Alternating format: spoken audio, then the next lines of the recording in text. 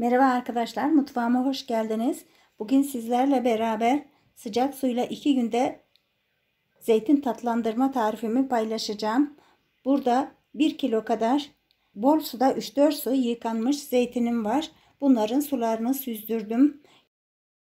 Tencereme bir miktar su koydum. Ocağımın da altını yakıyorum. Kevgirimin rahat girmesi için birazcık suyu bol kullandım.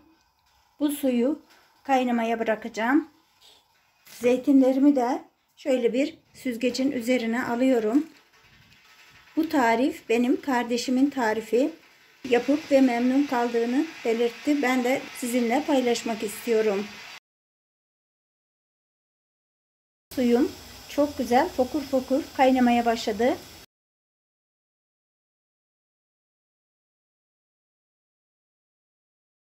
Zeytinlerimi süzgecimin üzerine aldım.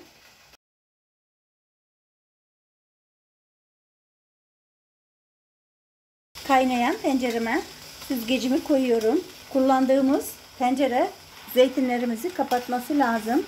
Bu zeytinleri böyle kaynar suda 20 saniye kadar tutacağım. Zeytinleri hafif ısıtıyoruz.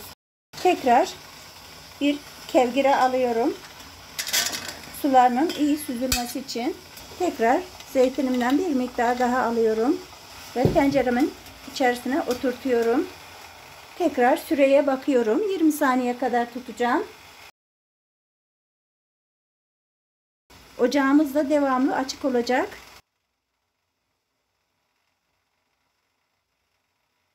...20 saniye beklettiğim zeytinlerimi süzgecime alıyorum. İçine kaçanları da topluyorum. Şimdi tekrar kalan zeytinimi de ilave ediyorum.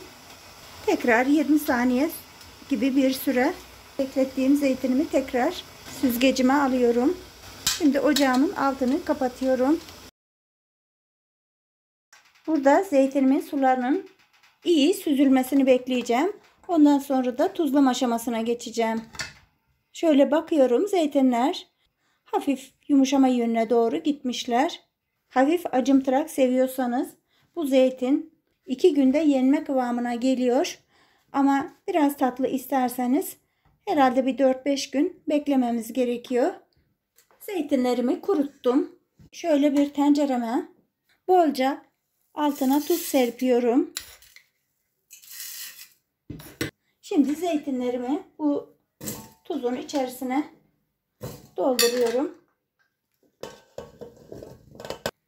Hatta arasına da serpiyorum. Burada tuzun miktarı yok arkadaşlar. Çünkü tarifimde tuz zeytini sıktığı için asla zeytine işlemiyor.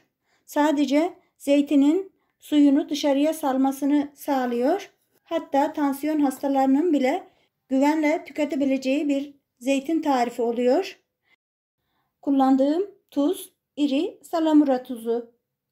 Zeytinimiz tatlandıktan sonra göreceksiniz dibinde de tuzu kalacak. Serin, havadar ve güneş almayan bir bölgede bekleteceğim. Tatlanmaya bıraktığım zeytinimin bugün 1. günü. Bunu aklıma geldikçe karıştırıyorum. Zeytinimde hemen şekil değişiklikleri olmaya başlamış. Sularını dışarıya salmaya başlamışlar. Ara ara devamlı böyle hareket ettirerek tatlanmaya bıraktım. Sıcak suda siyah salamura zeytini kuralı bugün tam 3 gün oldu. Size buradan son halini de göstermek istiyorum. Görüyorsunuz arkadaşlar, zeytinin bayağı renkleri değişmiş. Yenecek kıvama da gelmiş. Ben bunları devamlı aklıma geldikçe hareket ettirdim. Tuzların devamlı zeytinlerime nüfuz etmesini sağladım. Tuzlar zeytini sıkıştırarak acı suyunu salmalarına yardımcı oluyor. Bir tane zeytini alarak tadına bakacağım. Gerçekten yenebilecek kıvama gelmişler. Bayağı içleri de olgunlaşmış. Hafif bir acımtırak tatları var. Acımtırak tadı sevenler için de şu anda yenebilir durumda. Ben bunu kuralı 3 gün oldu. Biraz daha tatlı olmasını istiyorsanız 5 gün ya da 1 hafta kadar da bekletebilirsiniz. Bu kadar tuz koymama rağmen zeytinim tuzunu içine çekmemiş. Şimdi ben bunları Tenceremin üzerine süzgecimi aldım. Zeytinimi tuzlarından ayırıyorum.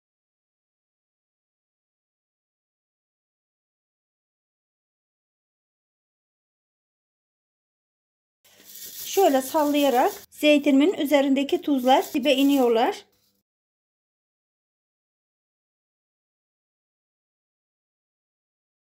Zeytinin tadına da baktım. Hiç tuzlu da değil. Gayet çok güzel. Eğer bunu tansiyon hastalarına da yedirmek isterseniz bu zeytini yıkayıp kuruduktan sonra da sıfır tuz olacak şekilde oluşuyor. Bu haliyle bile hiç tuzlu değil. Tuzundan arındırılmış zeytinlerimi kaseme alıyorum. Aslında üzerinde birazcık tuz taneleri kalsa bile güzel olacak. Çünkü zeytinimde hiç tuz yok. Sadece tuzlar zeytinimin sıkıştırarak tatlanmasını sağlamış. Bakın arkadaşlar dibindeki tuza. Bu benim kardeşimin tarifi.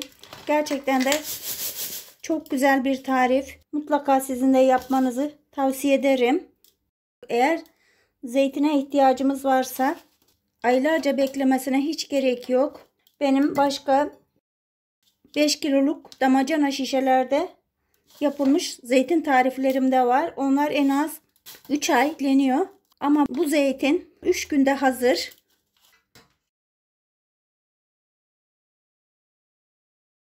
Arkadaşlar görüyorsunuz dibinde tuzlar öylece duruyor. Şimdi bu zeytinimi o kadar güzel ki anlatamam.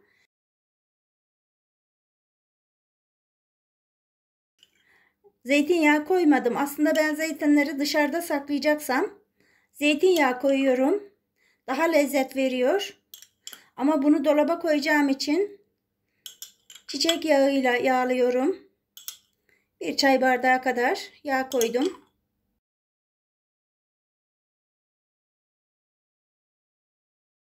Yağ da zeytinimizi korur ve aynı zamanda da sertleştirir, erimesini engeller.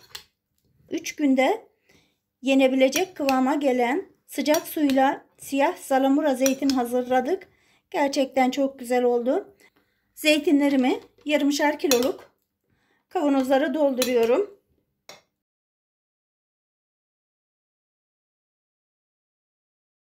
Zeytinlerimi hafif böyle sıkıştırıyorum.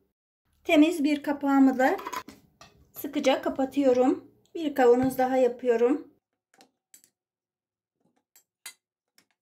2 tane küçük kavanozumu doldurdum arkadaşlar. Bunu da servis tabağına koyarak yakından göstermek istiyorum. 3 günde yemeğe hazır olan sıcak suyla salamura zeytinimiz gayet bu kadar güzel ve taş gibi de arkadaşlar. Hiç asla da yumuşama da olmadı. Hepsi de aynı. Bunu limon dilimleriyle de süsleyebiliriz. Aynı zamanda üzerine kekik ve toz biber de atarak zeytinimize daha bir değişik lezzet de katabiliriz. Beni izlediğiniz için çok teşekkür ederim. Bana destek olmak için kanalıma abone olur, videolarımı da paylaşırsanız çok mutlu olurum. Şimdiden size de kolay gelsin diyorum. Hoşça kalın, mutlu kalın, iyi günler.